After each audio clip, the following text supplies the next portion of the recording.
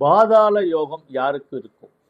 உங்கள் சுய ஜாதகத்தில் இந்த பாதாள யோகம் இருக்கிறதா என்று நீங்கள் தெரிந்து கொள்ள வேண்டும் என்றால், உங்களுடைய ராசி அல்லது லக்னத்தில் இருந்து 12ஆம் இடம், இந்த 12ஆம் இடத்தில் சுக்கிரன் ஆட்சியோ அல்லது உச்சம் பெற்றோ, அல்லது குரு ஆட்சியோ அல்லது உச்சம் பெற்றோ இருந்தால், அல்லது லக்னத்திற்கு 12ஆம் இடத்தில் வளர்ப்பிறை சந்திரன் இருந்தாலோ, அல்லது உங்களுடைய லக்னத்துக்கு சுப கிரகமாக இருக்கக்கூடிய புதன் அந்த 12ஆம் இடத்தில் இருந்தாலோ, இதற்கு பெயர் பாதாள யோகம் எனப்படும்.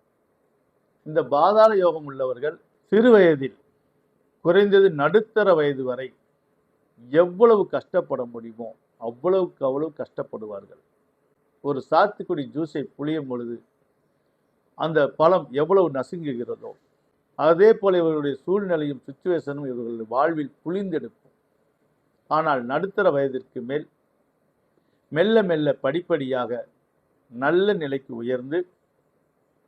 உயர்ந்த பிறகு பலருக்கும் உதவி செய்யக்கூடிய நல்ல மனிதராக விளங்குவார்கள்.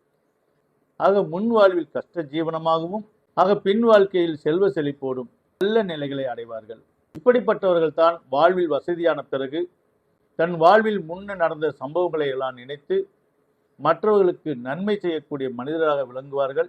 இப்படிப்பட்ட மாமனிதர்களுக்கு அடுத்த ஜென்மம் சிறப்பாக அமையட்டும்.